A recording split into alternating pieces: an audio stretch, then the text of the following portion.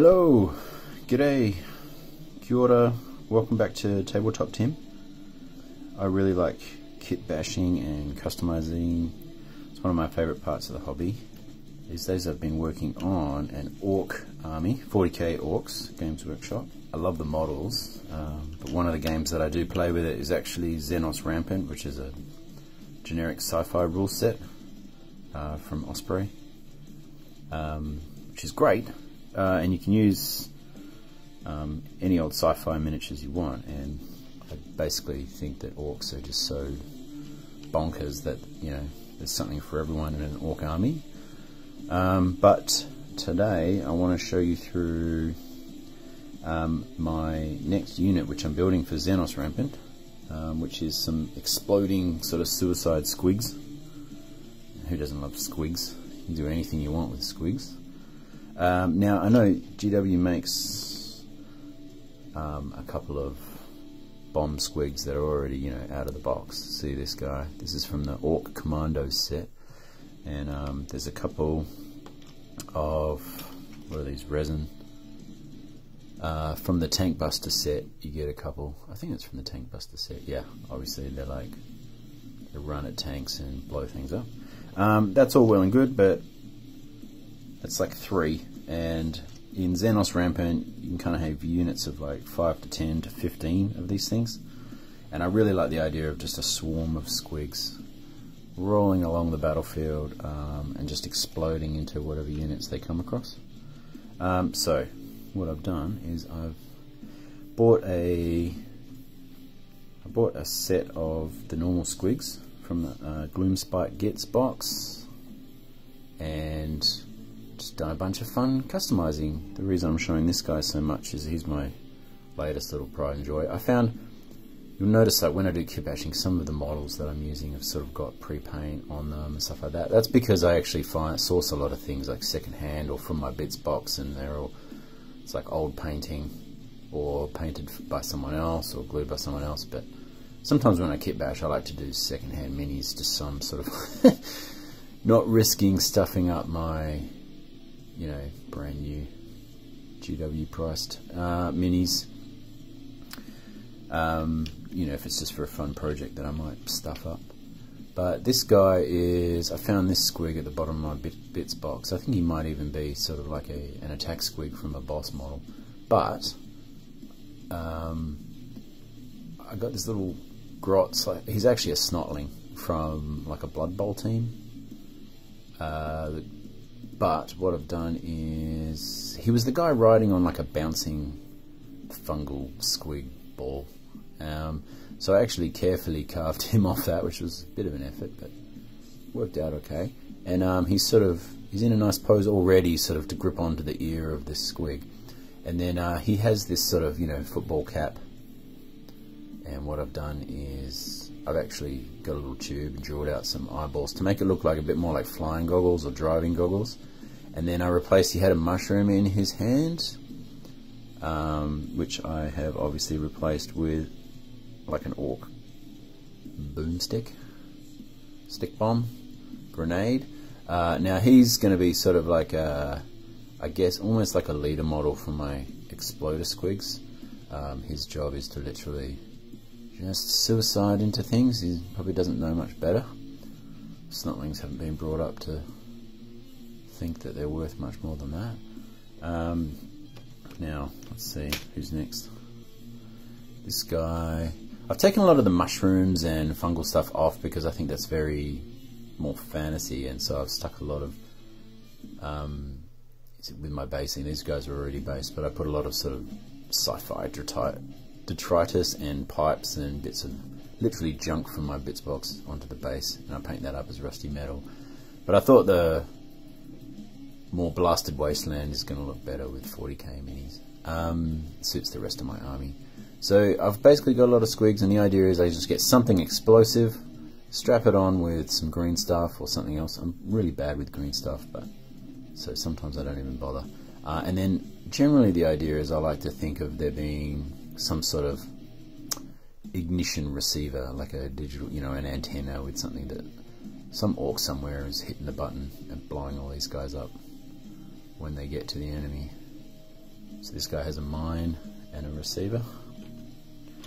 This is one of my favorite guys. He's or it is like the basic squig had like this cool horn. So I like the idea that this guy charges into combat, and I thought the rocket strapped to his back works like that. You know, you just charge in and it just detonates the warhead on impact and wreck some humies. This guy, who's next? What do we got here? We got a squig with I'm just going to, focusing's being funny on my phone today. This guy is sort of like just ammo. He's got stick bombs and bullets and casings and all this kind of stuff just strapped to his back. You can see some of it's coming off there because he's running so fast. And then just built a little receiver antenna. It's all just bits, you know. You just get something square, a bit of pipe or the end of a gun or something. You chop it up, just stick a bit of wire in. With kit bashing and customization, it really is the paint job that finishes it all off, makes it all look like it was always meant to be that way. So you can see these guys are already based. What I'm going to do is get them undercoated for you and paint them up, and I'll show you again once they're painted. This guy is kind of cool. I sort of tried to build essentially like a pipe bomb. I can't remember what that's from. That looks like sort of a bit from the barrel of like one of the knob flamethrowers or something. Just chopped it down and chucked this bit on it. It's meant to be like a fuse. I sort of filed in some rope texture. Yeah, I don't know how well that's going to look, but obviously, to be honest, it's like when you paint stuff up, that's when it really comes out, because you just paint it to look more like rope than it is like a fuse. Everything's in the painting, and you know, once it looks good on the tabletop, it's about the idea. I like the ideas, and sometimes, you know, you don't really totally nail the conversion, but to be honest, what's fun is just coming up with the concepts and the ideas.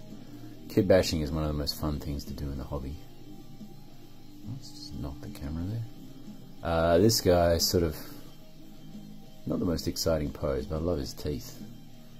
This guy, I found another spare orc mine, strapped it on with some green stuff and gave it a little receiving antenna. He doesn't know what's going to hit him. This squig is an awesome pose. I just love that off kilter, you know, the real sprinting, psychotic, mindless charge that the squigs have. I love the new squig models, they're so good. They're not just sort of balls sitting there like the old days. This guy looks just like a maniac, so I sort of wanted something with the speed, you know, so you put the antenna at that cool angle to really accentuate the pose. And you notice I put the mine and it's sort of sliding off to the side, but it just works on a cool angle, makes the pose, maintains that sort of speed. So he's going to be pretty cool. And then obviously I've got the out of the box. These are the ones from GW, and to be honest, like, the ones from the Tank Buster set are fine. They're a bit like that squig sculpt that where the faces were pretty square. I don't mind. They look cool. They're gonna look great. This one is from the Commandos box set, and I gotta be honest, it's one of the sickest models in that whole set. It's funny, like the squig is one of the best models in that set, but it's just so much going on. Gotta love GW models, man. My two favourite models from that box set of the Orc Commandos from Kill Team is the little grot, Spec Ops grot, and this this crazy squig. He's fully decked out. Obviously their antennas are a bit better than mine, but you know, whatever. Once they're all painted up, they're going to look great. Now I do have the rest of the squig box. There's a couple of extra squigs that I didn't actually put bombs on, but I did sort of take off the fungus and turn them into 40k sort of things, so they can run along with the crew if they want, or you know, just in case I actually need any squigs that don't have bombs on them. I thought I'd keep a couple. That one's already got like a point of interest with the anglerfish head, so I thought that was pretty good. This guy, I love it. The one that's eating the snotling or the grot or the Gretchen, whatever you want it to be. One idea I did have for this was I was going to add an arm sticking out, holding,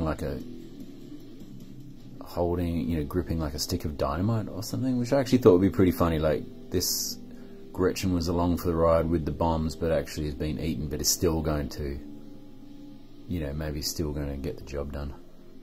Mission accomplished. So I don't know about there. Yeah, I just have to find a spare Gretchen arm and build a little stick of dynamite or something. That'll look cool, or a grenade again, you know, like my boss. But yeah, so that's my fun little exploding unit of Squigs project. I think it's really fun. Speaking of Gretchen, I've got some really great customized kitbashed Gretchens coming up, so I'm going to show you those before I paint them. But what I like to do with kitbashing is show you before I paint them, just so you can kind of see the bits and bobs that I've used to put it all together and build it. I just can't wait to see this guy painted up. So I'll get them undercoated and paint them up, and I'll show you how they turn out in the end. Alrighty, thanks again for watching the video. Stay tuned for more orcs and other miniatures, painting, kitbashing, the tabletop Tim way.